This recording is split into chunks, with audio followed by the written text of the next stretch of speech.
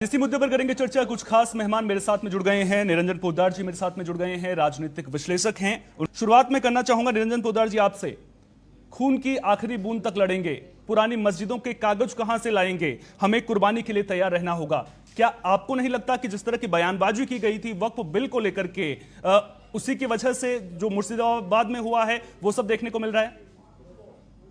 देखिए सोहन सिंह जी, निश्चित रूप से आपको मैं एक चीज बता रहा हूँ कि जो वक्फ बिल है या वक्फ कानून जो बना है, इसके अंदर चाहे इस पक्ष की बात करें, चाहे विरोधी पक्ष की बात करें, चाहे समर्थक पक्ष की बात करें, ये टोटली केवल और केवल मैं आपको बताऊं एक राजनीतिक एजेंडा है और वो मतलब राजनीति का मसाला है। लेकिन और इसका मेरे हिसाब से आम आदमी से इसका कोई बहुत ज्यादा लेना देना नहीं है, क्योंकि जिस तरीके से इसके ऊपर विश्वमन किया जा रहा है, चाहे वो कुछ कठमुल्ले टाइप के कोई मौलाना हो, चाहे कुछ राजनीतिक लोग हों, कि जिस तरीके से इसके ऊपर विश्वमन कर रहे हैं। अब आज आपको एक चीज मैं पूछना चाह रहा हूं कि पूरे देश के अंदर लगभग 30 करोड़ से ऊपर मुसलमान बताए जाते हैं। कितने करोड़ मुसलमान सड़कों के ऊपर आए? अगर आम मुसलमान को इस चीज से कोई लेना देना होता तो मेरे हिसाब से आज सारी की सारी सड़कें और सारा का सारा जो सार्वजनिक स्थान है वो लोगों की भीड़ से पटे हुए होते।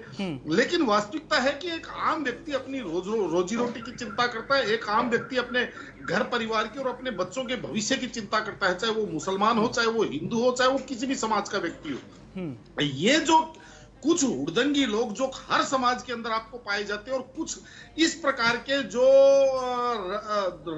विश्वमन करके अपनी राजनीति और अपना चेहरा चमकाने वाले, या यूं कहें कि अपनी दुकानें चलाने वाले, चाहे वो दुकानें किसी भी प्रकार की हो, चाहे जिस तरीके से आप देख रहे होंगे कि आज की तारीख में सहसा एक ऐसा सैलाब सा आया हुआ है कि कुछ लोग हिंदू हृदय सम्राट बने हुए हैं तो कुछ मुसलमानों के ठेकेदार बने हुए हैं मुसलमानों के अंदर।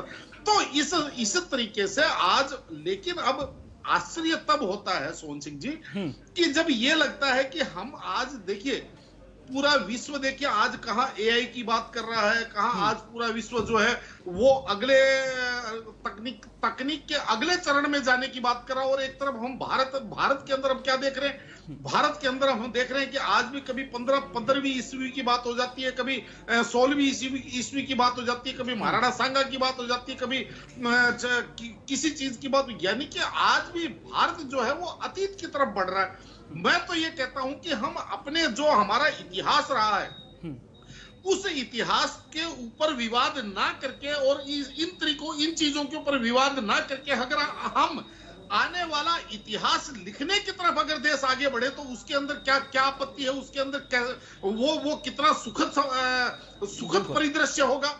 लेकिन वास्तविकता ये है, और देखिए इसके अंदर चाहे हम केंद्र की बात करें चाहे तमाम राज्यों की बात करें, और मुझे कहने में कोई आपत्ति नहीं कि जिस तरीके से नरेंद्र मोदी जी का मैं 2014 का चुनाव प्रचार देखता हूं और उस समय जिस तरीके से जो नारे थे वो आज भी मेरे कानों में गूंजते हैं कि बहुत हुई महंगाई की मार, अब की बार मोदी सरकार, बहुत हुआ महिलाओं पे अत्याचार, अब की बार मोदी सरकार, और तमाम इस प्रकार के ऐसे लगता था कि जैसे भारत अब जो है विश्व गुरु बनने की कगार पे खड़ा है, क्योंकि नरेंद्र मोदी जी अब सत्ता में आ गए। लेकिन वास्तविकता क्या है कि आज क्या स्थिति हो रही है? आज स्थिति ये हो रही है, देखिए सोहन सिंह जी 10 सेकंड और लूंगा। आज स्थिति ये हो रही है कि जिस वर्ग का भारतीय जनता पार्टी भला करने जा रही है वो वर्ग करा हमें भला नहीं चाहिए, आप हमें बख्श दीजिए, आप हमें माफ कर दीजिए। चाहे आप कृषि कानून की बात ले लीजिए, चाहे आप सेना के अंदर जिस तरीके से ये अग्निवीर ला करके युवकों का कह रहे थे कि हम सैनिकों का भला करेंगे, उसके बाद में जीएसटी ला करके कह रहे थे कि हम व्यापार के अंदर अमूलचूल परिवर्तन लाएंगे। आज की तारीख में आप देख रहे होंगे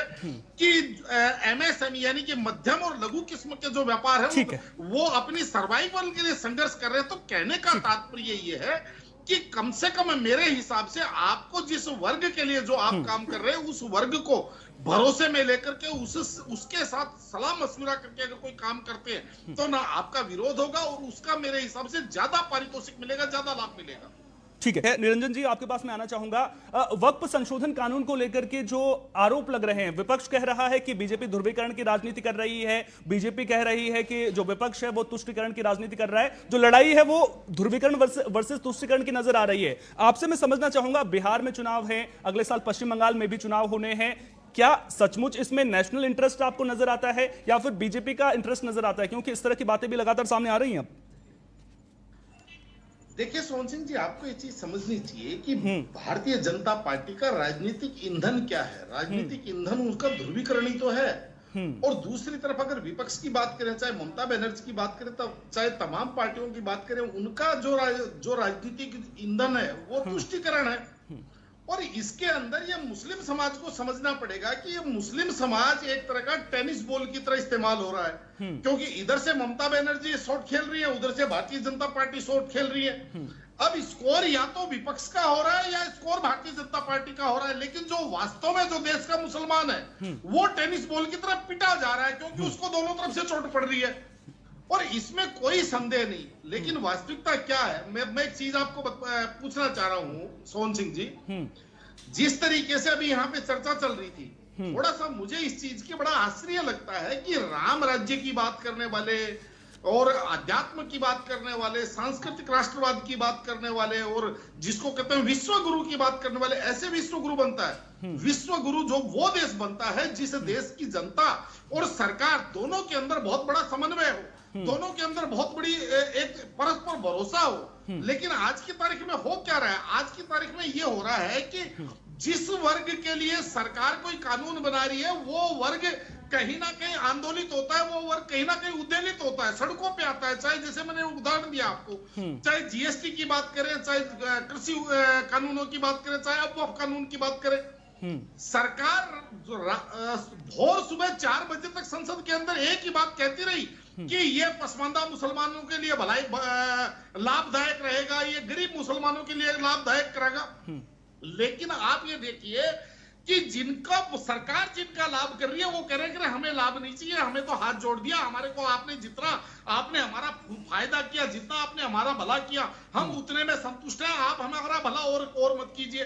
और इसी को थोड़ा सा अगर कृषि कानूनों की बात करेंगे, तो मोदी जी ने 13 महीनों के बाद 13 महीनों तक इस देश की राजधानी बंधक बनी रही, 13 महीनों तक इस देश के हाईवे बंधक बने रहे। कितना करोड़ों अरबों रुपए का देश का राजस्व का नुकसान हुआ। लेकिन सरकार 13 महीनों के बाद में क्या कही? सरकार ने कहा, मोदी जी ने कहा कि मैं इन किसानों को समझा नहीं पाया। उसके बाद में भी 4 वर्ष हो गए ना, उसके बाद में कौन सा आपने उस बिल को दोबारा से रिपीट किया? भाई इन 4 वर्षों में हम लोगों को समझाए। भाई कहने का तात्पर्य ये है सोहन सिंह जी, अगर राम राज्य की बात करते हैं, अगर आप आध्यात्मिक भारत की बात करते हैं, तो तुलसीदास जी ने एक चौपाई लिखी है, और आप उस चीज को ध्यान से सुनिएगा, और भारतीय जनता पार्टी के तमाम नेता भी उस चीज को सुने।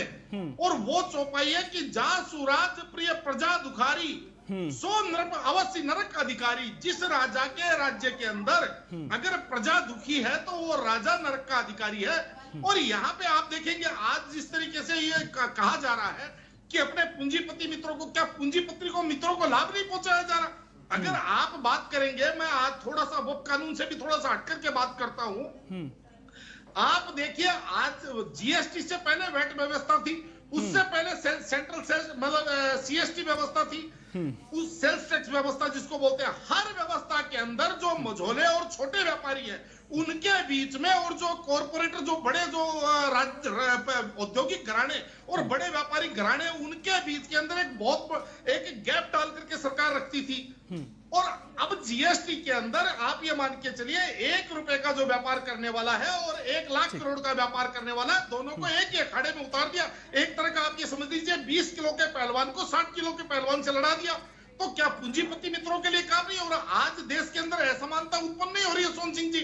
आज आप देखेंगे गरीब आदमी और गरीब होता जा रहा है। निरंजन जी, वक्त की कमी है, आपको मैं रोकना चाहूंगा यहाँ पर। निरंजन जी 30 सेकंड है सर मेरे पास, 30 सेकंड में अपनी बात रखिएगा फिर। जी सोहन सिंह जी, देखिए ऐसा है सोहन सिंह जी, मैंने जितना प्रजातंत्र का, लोकतंत्र का, स्वतंत्रता का जितना मैंने अर्थ समझा है, उसका अर्थ यह होता है कि जनता के द्वारा जनता की सरकार और जनता के लिए काम करने वाली सरकार। ठीक है। आज की तारीख में आपको ऐसा लगता है कि जो सरकार है वो और जनता के बीच में सामंजस्य है, जनता सरकार से संतुष्ट, आपको ऐसा लगता है? आज आपको ऐसा नहीं लगता जैसे जिस तरीके से अंग्रेजों की सरकार हुआ करती थी कि इंग्लैंड से कानून बन के आते थे और भारत की जनता को मारे व्यापारियों के